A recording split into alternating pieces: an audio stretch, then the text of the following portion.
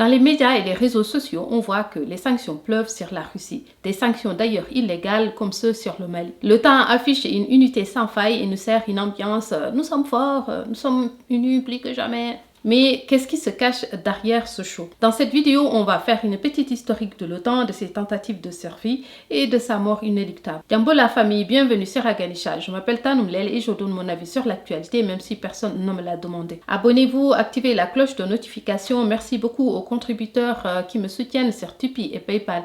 Si vous aussi vous souhaitez faire un petit geste, les liens sont dans la description. L'OTAN, organisation du traité Atlantique Nord, a vu le jour le 4 avril 1949 pendant la guerre froide. Elle a été mise en place pour s'opposer à l'Union soviétique. Elle est composée de plusieurs pays signataires. En Amérique du Nord, il y a les États-Unis et le Canada. En Europe, la France, le Royaume-Uni, le Luxembourg, l'Islande, le Danemark, la Belgique, l'Italie, les Pays-Bas, la Norvège et le Portugal. L'Alliance n'a pas d'armée propre et les troupes de l'OTAN sont composées de contingents de tous les pays membres.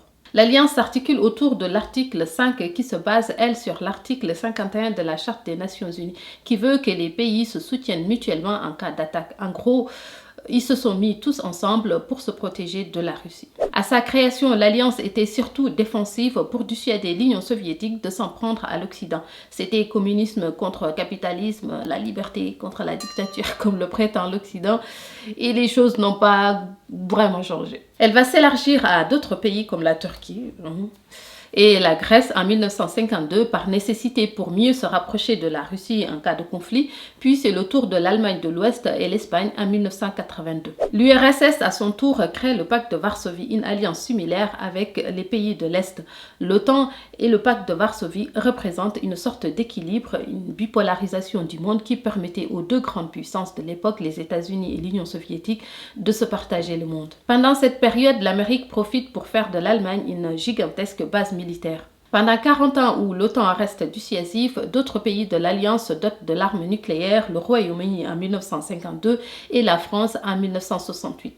Ce qui fait que l'organisation compte 3 puissances nucléaires en son sein. Après la réunification de l'Allemagne et la chute du communisme, le pacte de Varsovie est dissous suite à des révoltes populaires dans les pays membres comme la Pologne, en Hongrie et en Tchécoslovaquie. Le pacte de Varsovie était une alliance militaire entre les pays d'Europe de l'Est avec l'URSS dans un vaste ensemble économique, politique et militaire, un peu comme l'OTAN. Normalement, l'OTAN aurait dû être dissoute aussi, mais l'Occident a créé un monde unipolaire. L'organisation va réorienter ses objectifs pour continuer à exister. Elle va commencer à faire le gendarme du monde hors de ses frontières, en particulier dans les anciens pays de l'ex-Union soviétique. En 1995, elle intervient dans les Balkans et bombarde la Bosnie-Herzégovine, puis impose des troupes de maintien de la paix dans la région. En gros, une base militaire, quoi, maintien de la paix. En 1999, rebelote, elle intervient au Kosovo, suivie d'une implantation d'une force de maintien de la paix, la KFOR, qui existe toujours, une autre base militaire. À la suite des événements du World Trade Center aux États-Unis dans le cadre de l'article 5, elle va intervenir en Afghanistan, ensuite dans la mer Rouge en 2009, quand c'était la traîne de la piraterie qui n'a pas trop duré. Il ne doit pas aimer trop la mer. L'intervention qui a le plus marqué les Africains, c'est le cas de la Libye en 2011 qui plongera le pays dans la guerre civile jusqu'à maintenant et fragilisera toute la région du Sahel. L'intervention de l'OTAN dans les pays de l'Est aura pour but de grignoter petit à petit les pays de l'ex-Union soviétique pour le compte de l'Union européenne. Un certain nombre de ces pays faisaient partie du pacte de Varsovie, ce qui va commencer à inquiéter Moscou. Pourtant, l'OTAN avait assuré à la Russie qu'elle ne s'étendrait pas vers ses frontières, mais j'ai fait une vidéo là-dessus, si vous voulez, vous la retrouverez là ou là. Mais entre deux, la Russie a tenté quand même un petit rapprochement avec l'OTAN. Il y a eu quelques missions conjointes. Moscou fait partie du programme Partenariat pour la paix, une coopération militaire pacifique et bilatérale entre l'OTAN et un certain nombre de pays non membres. L'OTAN compte aujourd'hui 30 membres, des pays avec des intérêts, des histoires, des cultures et surtout des moyens économiques différents. Pendant le sommet de l'OTAN en 2014, la décision avait été prise de consacrer à hauteur de 2% du PIB de chaque pays en dépenses militaires. Mais les États-Unis sont de loin le premier contributeur de l'Alliance avec 717 milliards de dollars, presque 4% de son PIB. L'Amérique voudrait rendre ses protégés européens autonomes pour qu'ils ne dépendent pas trop de lui, mais pas au point non plus d'être indépendants et de reprendre le leadership de l'organisation. Des dissensions apparaissent souvent entre les membres, comme quand Trump a voulu remettre en question l'article 5 ou quand l'Amérique prend des décisions toute seule sans consulter les autres membres, comme sur le nucléaire iranien ou quand il s'est retiré d'une région de la Syrie en 2019. Emmanuel Macron a d'ailleurs décrit l'alliance en état de mort cérébrale.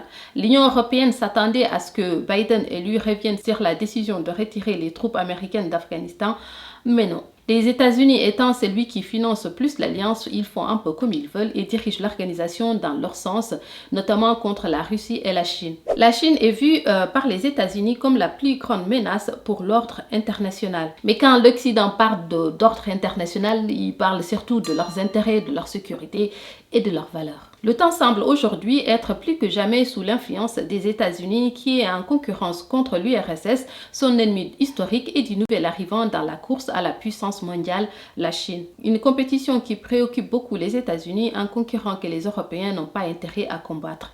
Il y a le cas de la Turquie qui est la base essentielle de l'Alliance au Moyen-Orient. Elle est aussi la deuxième armée après les États-Unis et dispose de 400 000 soldats prêts au combat. Mais la Turquie, recalée à l'entrée à l'Union européenne, développe d'autres intérêts. Sans compter que la Turquie est en conflit avec la Grèce, elle est allée en solo dans la guerre en Libye. D'autre part, il y a la guerre contre les Kurdes, qui sont eux les alliés de l'Occident dans la lutte contre le terrorisme. En gros, la Turquie est maintenue entre les deux blocs pour pas qu'elle rejoigne la Russie, mais pas assez près pour rentrer dans l'Union européenne. La Turquie se rapproche quand même de la Russie ces derniers temps et se fournit aussi en armes avec Moscou, ce qui irrite les autres membres de l'Alliance.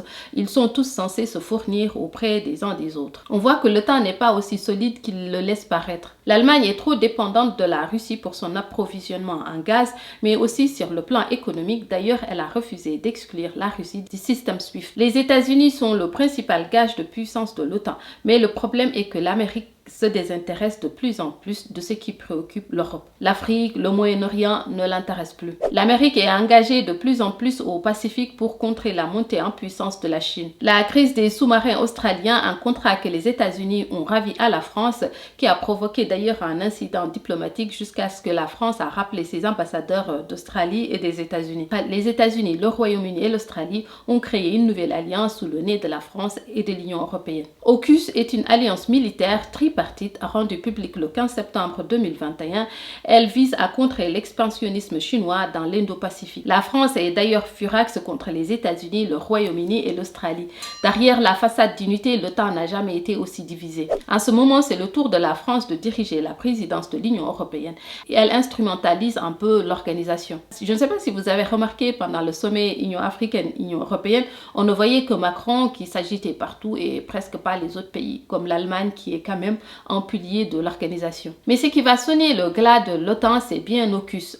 Donc, si vous voulez en savoir plus sur cette alliance, dites-le moi en commentaire et je vous ferai une vidéo là-dessus. Voilà, c'est la fin de cette vidéo. N'hésitez pas à partager, à liker, à commenter et je vous dis à bientôt pour une nouvelle vidéo.